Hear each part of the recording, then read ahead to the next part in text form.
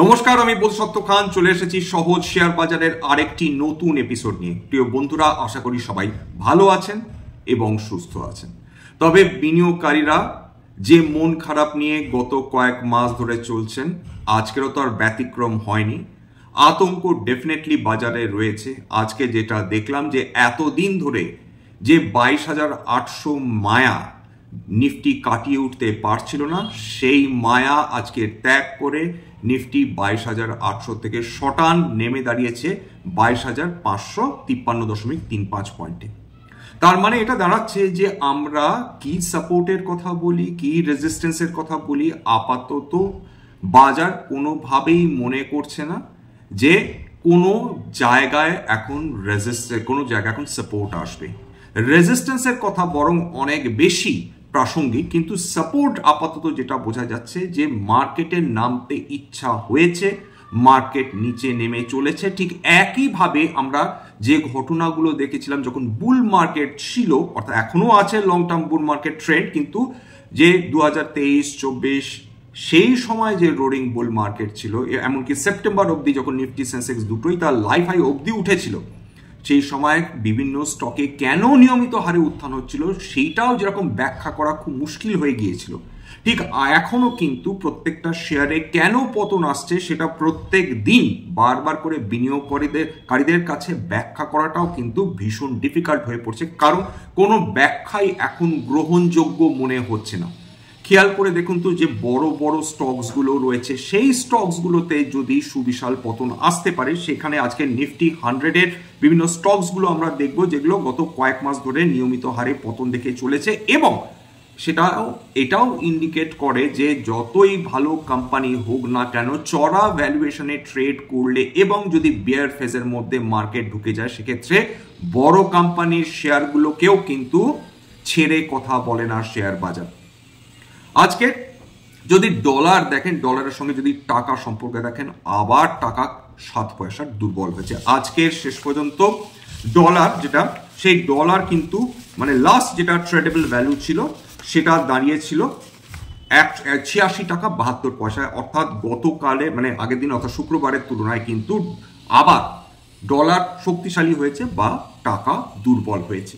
Dollar index কিছুটা হলেও সামান্য ভীষণ ফ্ল্যাট বা নেগেটিভ ট্রেডিং আজকে করেছে, 0.03% বলার মতন কিছু না। 106.58 সেটা কিন্তু ট্রেড করেছে ডলার ইন্ডেক্স, এবং এখন অব্দি এই বছরে 5.18% উত্থান দেখেছে ডলার ইন্ডেক্স। এটা বারবার বলা, বিভিন্ন বিশেষজ্ঞরাও বলবেন যে ডলার যত শক্তিশালী হবে বিশ্বের অন্যান্য কারেন্সিগুলোর তুলনায়, ততদিন কিন্তু অন্যান্য মার্কেটসগুলো আমেরিকান মার্কেটের তুলনায় দুর্বল হতে থাকবে, যেটার ইন্ডিকেশন আমরা কিন্তু ডলার ইন্ডেক্সের উত্থানের মাধ্যমে দেখতে পেয়েছি এবং ভারতীয় শেয়ার বাজারের পতনের মাধ্যমেও সেটা বুঝতে পারছি।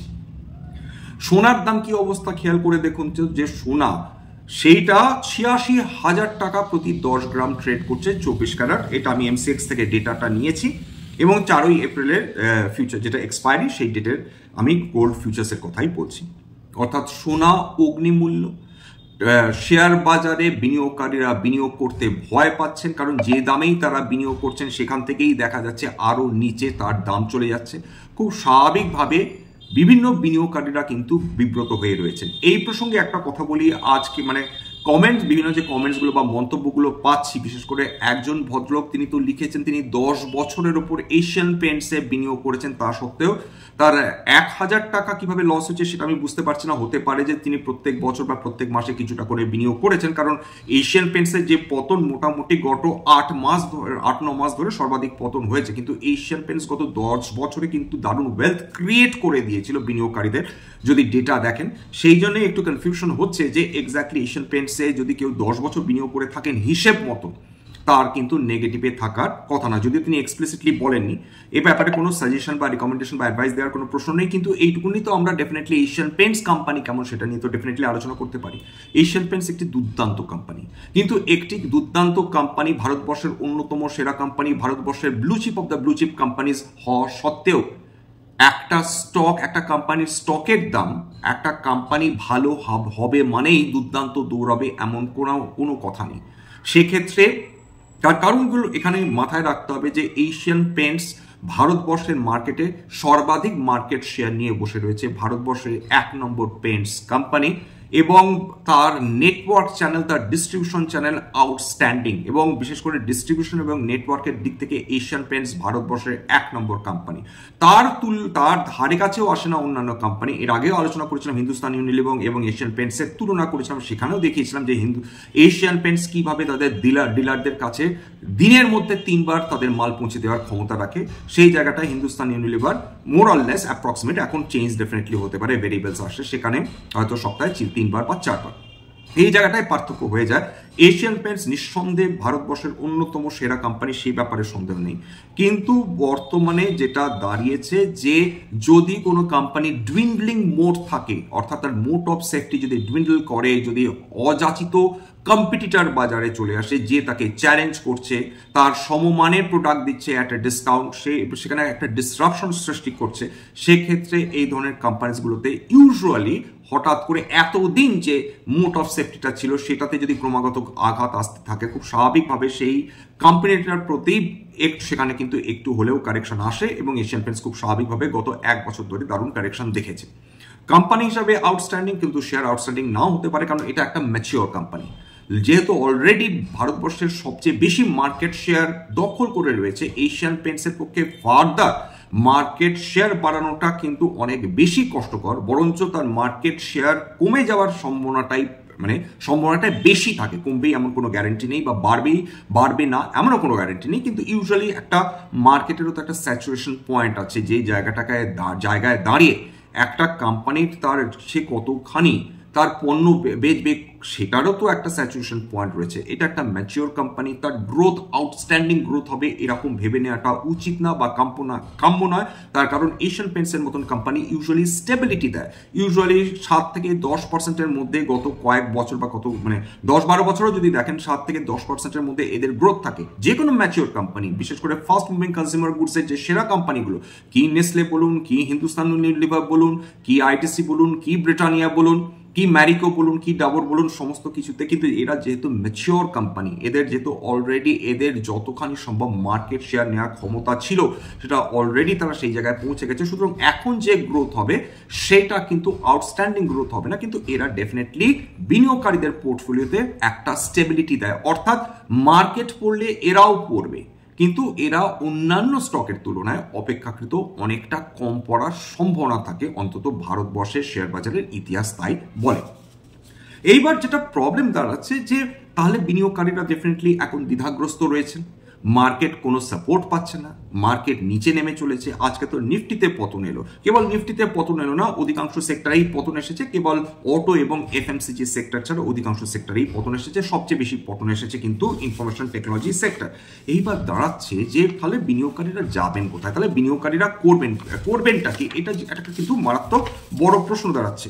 নিফটি এবং সেন্সেক্সে খুব স্বাভাবিকভাবে আজকে 1%-এর উপর পতন এসেছে, আপনারা দেখেছেন, এবং নিফটি আইটিতে সর্বাধিক বেশি পতন, এটা কিন্তু আমি সেক্টর ইন্ডাইসেসের কথা বলছি, ডেটা নিয়েছি মানি কন্ট্রোল থেকে, 2.71% পতন। বিএসসি স্মল ক্যাপ তার ধর্ম মেনে আজকেরও 1.31% পতন, বিএসসি মিড ক্যাপ 0.78% পতন, বিএসসি ক্যাপিটাল গুডস 1.10% পতন, বিএসসি মেটালস 2.16% পতন দেখেছে। এবং ভবিষ্যতে এরা পতন দেখবে না এরকম ডেফিনেটলি কোনো গ্যারেন্টি নেই, পতন তো হয়েই চলেছে, কোথায় থামবে এইটা কিন্তু তখন বোঝা যাবে যে একটা লেভেলের পর যখন উইক হ্যান্ডস থেকে স্ট্রং হ্যান্ডসে চলে যাবে, অর্থাৎ যখন রিটেল ইনভেস্টার্সরা তারা নিজেদের হাতে থাকা শেয়ার বিক্রি করা কমিয়ে দেবেন বা এক্সস্ট করে দেবেন। এফআইআই সেলিং তো এখনো চলছে, ডেফিনেটলি বুঝতে পারছেন, তবে এইভাবে কন্টিনিউয়াসলি এটাই আপাতত বলা যায় যে এই এফআইআই সেলিং হয়তো বা আরো কিছুদিন চলবে, হয়তো বা কালকে থেমে যাবে, আমরা তো কেউ জানি না, কিন্তু মোর অর লেস এটা ডেফিনেটলি আশা করাই যায় যে যেভাবে যত দিন যাচ্ছে, যত মার্কেটে পতন হচ্ছে, যত ইন্ডিভিজুয়াল শেয়ারসগুলোতে ব্যাপক হারে শেয়ারের দাম নিচে নেমে যাচ্ছে, তত কিন্তু আশা বাড়ছে দীর্ঘমেয়াদী বিনিয়োগকারীদের। আশা কেন বাড়ছে সেটা ব্যাখ্যা করার প্রয়োজন রয়েছে, কারণ যত একটি শেয়ারের দাম কমবে, যত তার প্রাইস টু আর্নিংস রেশিও কমবে, যত সেটা এবং শেয়ারের দাম যত কমবে, খুব স্বাভাবিকভাবে সেই শেয়ার শেয়ারটার বাজার দর অনেক বেশি সস্তা হবে, সে তার ইন্ট্রিনসিক ভ্যালুর দিকে বা কাছাকাছি পৌঁছে যাবে, এবং তখনই তো আকর্ষিত হবে এফআইআইস যদি দেখে ভারতবর্ষে অতি ভালো ভালো কোম্পানিজ পড়ে রয়েছে, যারা হয় ন্যায্য মূল্যে তারা ট্রেড করছে বা তার নিচে ট্রেড করছে, খুব স্বাভাবিকভাবে এফআইআইসরা তো আফটারঅল বোকা নয়। আরেকটা জিনিস খেয়াল করে দেখেছেন কি, যে যদি ডেটা দেখেন গত কয়েক দিনের বা গত কয়েক মাসের, এফআইআইসরা যতখানি শেয়ারস বিক্রি করছেন তার ঠিক সমান সমান বা কিছুটা বেশি কিছুটা কম ডোমেস্টিক ইনস্টিটিউশন ইনভেস্টার্সরা ক্রমাগত কিনে চলেছেন। আবার ওই এক প্রশ্নই আসবে, তার মানে এফআইআইসরা কি চালাক এবং ডিআইআইসরা কি বোকা? প্রশ্নটা সেটা নয় কে চালাক কেউ বোকা, কেউই চালাক না কেউই বোকা না। প্রশ্নটা হচ্ছে কে কোন জায়গায় অপরচুনিটি খুঁজছে এবং অপরচুনিটি পাচ্ছে বা সুযোগ পাচ্ছে। এফআইআইসদের মনে হয়েছিল যে যেহেতু ভারতীয় শেয়ার বাজার অত্যন্ত চড়া হয়ে গিয়েছিল, সুতরাং তারা ভারতের বাইরে যে ডেভেলপিং মার্কেটসগুলো রয়েছে, এমার্জিং মার্কেটসগুলো রয়েছে, হয় সেইগুলোতে গিয়ে বিনিয়োগ করেছে, কারণ সেইগুলো ডেফিনেটলি তাদের যে ট্রেলিং পি সেটা ভারতের বাজারের তুলনায় অনেক বেশি সস্তা ছিল, এবং ফরওয়ার্ড লুকিং পি দেখলেও কিন্তু তাদের বাজার আমাদের বাজারের তুলনায় অনেকটাই সস্তা ছিল। সুতরাং এফআইআইসরা এখান থেকে টাকা তুলে সেখানে গিয়ে তারা বিনিয়োগ করেছে। অন্যদিকে আরেকটা জিনিসকে, এবং সবাই করেনি, মোটামুটি এখন আনুমানিক 3.5% মতন প্রায় এফআইআইসরা টোটাল তাদের যা হোল্ডিং রয়েছে ভারতীয় শেয়ার বাজারে তার একটা সামান্য অংশ বিক্রি করেছে, সামান্যই বলছি এতটা বিক্রির পর, এবং তারা আমেরিকাতে গিয়ে ইনভেস্ট করেছে। আমেরিকাতে যে সেপ্টেম্বর থেকে যে বিপুল উত্থান চলছে, খুব স্বাভাবিকভাবে এফআইআইসরা তো সেই সুযোগটা ছাড়ার পাত্র নয়, সেখানে গিয়ে তারা বিনিয়োগ করেছে। এবং এখন যে ভারতীয় বাজার যে অবস্থার মধ্যে দিয়ে যাচ্ছে সেটা আবার রিটারেট করছি, দীর্ঘমেয়াদী বিনিয়োগকারীদের জন্য ডেফিনেটলি খুব ভালো। কেন ভালো? এবং আরো যত পতন আসবে তত বেশি ভালো নতুন বিনিয়োগকারী বা অভিজ্ঞ বিনিয়োগকারী বা দীর্ঘমেয়াদী বিনিয়োগকারী। কেন? একজন মানুষ তিনি যদি ন্যায্য মূল্যে খুব ভালো মানের কোম্পানিগুলো খুঁজে পান, সেক্ষেত্রে তিনি কেন বিনিয়োগ করবেন না? খুব স্বাভাবিকভাবে যারা বুদ্ধিমান এবং যারা দীর্ঘমেয়াদী বিনিয়োগকারী তারা এই ধরনের সুযোগের অপেক্ষায় থাকবেন। তার মানে বলছি না যে আপনারা গিয়ে শেয়ার বাজারে ইমিডিয়েটলি বিনিয়োগ করুন, কেবল বলছি যে অপরচুনিটিসগুলোর অপেক্ষায় তো সব বুদ্ধিমান মানুষই বসে থাকবেন। একটা শেয়ার যেটা 100 টাকা দিয়ে আগের মাসে বা 2 মাস আগে বা 3 মাস আগে যারা কিনেছিলেন, তারা আজকে 60 টাকা 65 টাকায় তারা কিনতে সেই শেয়ার ভয় পাচ্ছেন, এমনকি 55 টাকায় কিনতে ভয় পাচ্ছেন। পার্থক্যটা কিসে হয়ে যাচ্ছে? পার্থক্যটা মাইন্ডসেটে হয়ে যাচ্ছে। যারা ইউফোরিয়ার সময় 100 টাকাকেও সস্তা মনে করেছিলেন, আজকে বাজার যখন এই পতনের মধ্যে দিয়ে চলছে তখন তাদের কাছে এই 55 টাকাটাও কিন্তু ভীষণ এক্সপেন্সিভ লাগছে, বা তাদের ফার্দার মনে হচ্ছে এখানে কারেকশন আসতে পারে। অথচ এরকম তো হতেই পারে যে এই ধরনের যে পতনগুলো আসছে সেখানে একটা দারুণ সুযোগ তৈরি হচ্ছে। এইটা কিন্তু ইন্ডিভিজুয়ালের ওপর ডিপেন্ড করে, একজন মানুষ কতখানি ঝুঁকি নিতে পারেন, তার থেকেও বেশি গুরুত্বপূর্ণ কতখানি ঝুঁকি সহ্য করতে পারেন এবং ঝুঁকি সহ্য করে বাজারে টিকে যেতে রাজি আছেন। সেটা কিন্তু ভীষণ গুরুত্বপূর্ণ লং টার্ম যে ওয়েলথ ক্রিয়েশন তার জন্য। এবার দেখুন যে যেটার কথা বলছিলাম, যে এই যে নিফটি 100-এর মধ্যে যে বিভিন্ন শেয়ারসগুলো রয়েছে তাতে কি কারেকশন আসেনি? এসেছে। বিশেষ করে যদি সেপ্টেম্বর থেকে দেখেন, মানে তাদের যে কারেকশন এসেছে সেটা দেখলে ডেফিনেটলি চমকে যাওয়ার মতন অবস্থা। আদানি গ্রিন এনার্জি সবচেয়ে বেশি ক্ষতিগ্রস্ত হয়েছে, 63.08% পতন দেখেছে। আদানি এনার্জি সলিউশনস 53.78% পতন দেখেছে। ভারতী এয়ারটেল, আমি সরি এটা আমার বলাটা ভুল হয়েছে, আমার যেটা বলা উচিত ছিল যে এখানে তাদের পি যে রেশিও সেটা এতখানি কমে এসেছে, অর্থাৎ 63.08 53.78% তাদের পি রেশিও কমে এসেছে। এবং পি রেশিও কমে আসা মানে খুব বুঝতেই পারছেন যে তার স্বাভাবিকভাবে তার পি মাল্টিপল যত কমবে তত তার অবশ্যই তার সেই স্টকটাকে তত বেশি সস্তা সেটা হিসাবে ট্রিট করা হবে বাজারে। এছাড়া অম্বুজা সিমেন্টস 46.83% তার পি মাল্টিপল কমেছে। এবং যদি প্রাইস ফলের কথা বলেন সেক্ষেত্রে আদানি গ্রিন এনার্জি 55%-এর উপর পতন দেখেছে, আদানি এনার্জি সলিউশনস 33%-এর উপর পতন দেখেছে, অম্বুজা সিমেন্টস 23.81% পতন দেখেছে, সংবর্ধনা মাদারসন ইন্টারন্যাশনাল 39.08%, এবিবি ইন্ডিয়া ভীষণ জনপ্রিয় স্টক, ক্যাপিটাল গুড স্টক 34.31% পতন। এছাড়া ভেল 29.27% পতন, মানে তার প্রাইস শেয়ার দরে ট্রেন্ড 33.35% পতন, গেল ইন্ডিয়া 31.66% পতন। এটা আমি নিয়েছি, মূল সোর্স হচ্ছে এস ইকুইটি, এটা সেটা পাবলিশড হচ্ছে মানি কন্ট্রোলের মাধ্যমে। এবার বিপিসিএল 32%। এইগুলোর মধ্যে খেয়াল করে দেখুন যে এই যে স্টকসগুলোর নাম করলাম, এই স্টকসগুলোতে কোনো না কোনো বিনিয়োগকারী ডেফিনেটলি বিনিয়োগ করে রেখেছিলেন আজ থেকে কয়েক মাস আগে। এইটাই নিয়ম, আপনাদের স্টক কখনো কোনো ভালো কোম্পানির স্টকও 50%-এর কাছাকাছি নেমে যেতে পারে, সেটা মেনে নিতে হবে। কেউ দেউলিয়া হবেন না। ভালো কোম্পানিতে বিনিয়োগ করলেন, বা দেউলিয়া হওয়া মানে কি, স্টকটা মানে লিটারালি ইউজলেস হয়ে যাওয়া বা টেকনিক্যালি জিরোতে নেমে আসা। কল্পনা করে দেখুন, মন দিয়ে ভাবুন, ভারতবর্ষের শ্রেষ্ঠ কোম্পানিগুলো যদি তার বাজার দর শূন্যতে নেমে আসে, ভারতীয় অর্থনীতির কি অবস্থা হবে কল্পনা করতে পেরেছেন কি? এরকম অবস্থা আসার আগেই যে কোনো দেশের সরকার ইন্টারভিন করেন। এটা শুধু ভারতবর্ষের ক্ষেত্রে না, এটা বিশ্বের সমস্ত যে দেশগুলো রয়েছে, বড় বড় দেশগুলোতে রয়েছে, সেখানে তাদের সরকার ইন্টারভিন করেন এরকম অবস্থার আসার আগে। সেই জায়গাতে ইকোনমিকে পৌঁছাতেই দেবেন না, তার আগেই ইন্টারভিন করবেন। হয় তারা ফিসকাল স্টিমুলাস দেবেন বা মনিটারি কোনো পলিসিজে কেন্দ্রীয় ব্যাংকে রিকোয়েস্ট করবেন। রিকোয়েস্ট তো ডেফিনেটলি করতে পারেন, তাদের আদেশ তো ডেফিনেটলি করতে পারেন না, তারা একটা স্বশাসিত একটা ইনস্টিটিউশন, যে কোনো দেশের কেন্দ্রীয় ব্যাংক। সুতরাং সেই জায়গাটায় দাঁড়িয়ে যেটা হয় যে হয় মনিটারি পলিসিতে কোনো চেঞ্জেস আসবে, নতুবা ফিসকাল পলিসিতে কোনো চেঞ্জেস আসবে, ফিসকাল স্টিমুলাস আসবে। সুতরাং এই জায়গাটাতেই আসবে না। তার আগে যদি একটা কোম্পানি যদি দেউলিয়া হয়ে যায়, একসঙ্গে সমস্ত কোম্পানি, সমস্ত মানুষের তাদের কল্পনা করতে পারেন কি কি অবস্থা হতে পারে। প্রথমে তো সবার চাকরি চলে যাবে। গোটা ভারতবর্ষে একটাও চাকরি নেই, একটা প্রাইভেট কোম্পানি সমস্ত সবাইকে ছাঁটাই করে দিয়েছে। এর থেকে বড় ডিস্টোপিয়ান পিকচার তো আর কখনো হতে পারে না, এরকম সম্ভাবনাও কোনোদিন আসবে না। এটা কেবলমাত্র একটা মানে ভীষণ একটা ডিস্টোপিয়ান পিকচার, এরকম কল্পনাও কখনো মানে করা সম্ভব হবে না। এবার চলে আসি হচ্ছে এছাড়া যদি বিভিন্ন স্টকসগুলো দেখেন আজকে মানে আবার ওই 6 মাসের সর্বাধিক পতন, ওই একই স্টকসগুলো, ইউজুয়াল সাসপেক্টস, কোনো পরিবর্তন হয়নি কিন্তু। স্টার্লিং উইলসন 64%-এর উপর পতন। ওয়ার্লপুল ইন্ডিয়া, এইটা আমি কিন্তু ট্রেন্ড লাইন থেকে নিয়েছি, বর্তমান যে ডেটাটা নিয়েছি। ওয়ার্লপুল ইন্ডিয়া 7.69% পতন। আদানি গ্রিন এনার্জি গত 6 মাসের ডেটা বলছি, 60.02% পতন। হুনাসা কনজিউমার 59.17% পতন।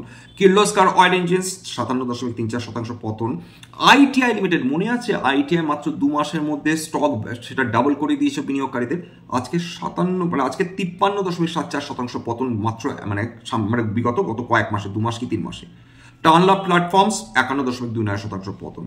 অয়েল ইন্ডিয়া 50.67% পতন। সবগুলো পড়লাম না, পড়ার প্রয়োজনে নেই, এইটুকুনি বলার প্রয়োজন রয়েছে। সমস্ত স্টকস ভালো, মেজো, খারাপ, খুব খারাপ, সবার কারেকশন চলছে, সবারই কারেকশন চলছে, এবং এর জন্য বাজারে কোনো অজুহাত দেওয়ার প্রয়োজন নেই। বাজারের মনে হচ্ছে আরো কারেকশনের প্রয়োজন রয়েছে, বাজারের মনে হচ্ছে বিভিন্ন স্টকস এখন এক্সপেন্সিভ রয়েছে, সুতরাং সমস্ত স্টকসে কারেকশন চলছে। বিনিয়োগকারীরা যদি ফান্ডামেন্টালি স্ট্রং কোম্পানিতে বিনিয়োগ করে বসে থাকেন, এটা তাদেরকে কিন্তু এটা প্রিপেয়ার্ড থাকতে হবে, শেয়ার বাজারে তাদের স্টক যে কোনো বছরে 30, 40, 50 এমনকি 60% অব্দি নেমে যেতে পারে, এবং সেটা ভালো কোম্পানির স্টকের দামই নেমে যেতে পারে। এবং আপনাদের সামনে অজস্র উদাহরণ থাকবে, কয়েকশো শেয়ার তো আজকেরও 52 সপ্তাহের নিম্ন স্তর ছুঁয়ে গেছে। প্রত্যেক দিন বিভিন্ন স্টকস তার দাম 52 সপ্তাহের নিম্ন স্তরের নিচে নেমে যাচ্ছে, নতুন নতুন নতুন মানে নতুন স্টকস আসছে, সবাই পতন দেখছে, কেউ ছাড় পাচ্ছে না। কখনো কখনো কিছু কিছু স্টকস কোনো দিন তারা রুখে দাঁড়িয়ে 5, 6, 7% উত্থান হচ্ছে, আবার পরের দিন 3, 4, 5% পতন হচ্ছে। অর্থাৎ কোন স্টক একদম নিরলসভাবে উত্থান দেখে চলেছে এই মুহূর্তে এই বাজারে, সেটা ডেফিনেটলি হচ্ছে না। আর যে স্টকসগুলো নিরলসভাবে উঠে চলেছে সেগুলো না লার্জ ক্যাপ, না মিড ক্যাপ, না স্মল ক্যাপ, মাইক্রো ক্যাপ কোম্পানিজগুলোতে এই ধরনের উত্থান পতনের কোনো কারণ থাকে না। অপারেটর ড্রিভেন হয়ে থাকে অনেক সময়, এবং অনেক সময় পাম্প অ্যান্ড ডাম্প গেমও চলে, সুতরাং সাবধান ডেফিনেটলি মানুষকে থাকতে হবে। এবার আজকে সর্বাধিক পতন কোথায় কোথায় এসছে? ন্যাশনাল অ্যালুমিনিয়াম কোম্পানি, সেই যে খবর এসেছে যে ট্রাম্প স্টিল এবং অ্যালুমিনিয়াম প্রোডাক্টসগুলোর উপর ট্যারিফ বসাবেন এবং সমস্ত দেশের ক্ষেত্রে, তারপর থেকে অ্যালুমিনিয়াম কোম্পানি, স্টিল কোম্পানিগুলো কিন্তু খুব একটা ভালো পারফরমেন্স দেখাতে পারছে না। এক একদিন হঠাৎ তেড়ে ফেড়ে ওঠে, যখন সরকার বলে তোমাদের সাহায্য করব। অন্যান্য যদি বিদেশি যদি কোনো স্টিল কোম্পানি তারা এখানে এক্সপোর্ট করতে চায়, তাদের উপর ট্যারিফ বসাবো, কিন্তু এইটুকুনি।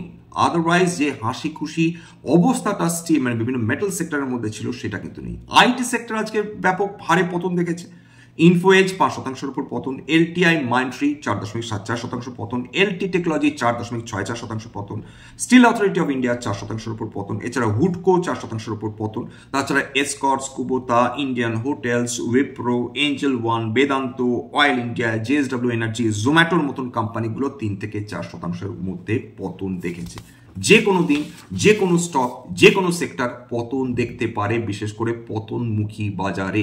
এই সময় সাপোর্ট রেজিস্ট্যান্স না দেখে যদি কেউ এই টেনশনটা সহ্য করতে না পারেন, কিছুদিন পরিবারের সঙ্গে সময় কাটান, শেয়ার বাজার থেকে কিছুটা আপাতত নিজেকে ডিস্টেন্স রাখুন। ডিস্টেন্স মানে যত বেশি দূরত্ব রাখবেন তত এই টেনশন ভোলাটিলিটি আপনাদের সহ্য করতে হবে না, এবং এই ধরনের সময়ও পেরিয়ে যাবে। যারা বিয়ার মার্কেট যারা বুল মার্কেট দেখেছেন তাদেরকে বিয়ার মার্কেট তো একটা না একটা সময় দেখতেই হবে। ঠিক একইভাবে যারা বিয়ার মার্কেট দেখছেন তারাও নিঃসন্দেহে একসময় গিয়ে বুল মার্কেট দেখবেন। এইটাই ঘটনা। আপনার অভিজ্ঞতা হচ্ছে কোনো মানুষ অনেক চড়া দামে শেয়ার কিনেছেন, প্রত্যেকটা মানুষ ভুল করেন, বড় বড় ইনভেস্টার্সরা ভুল করেন।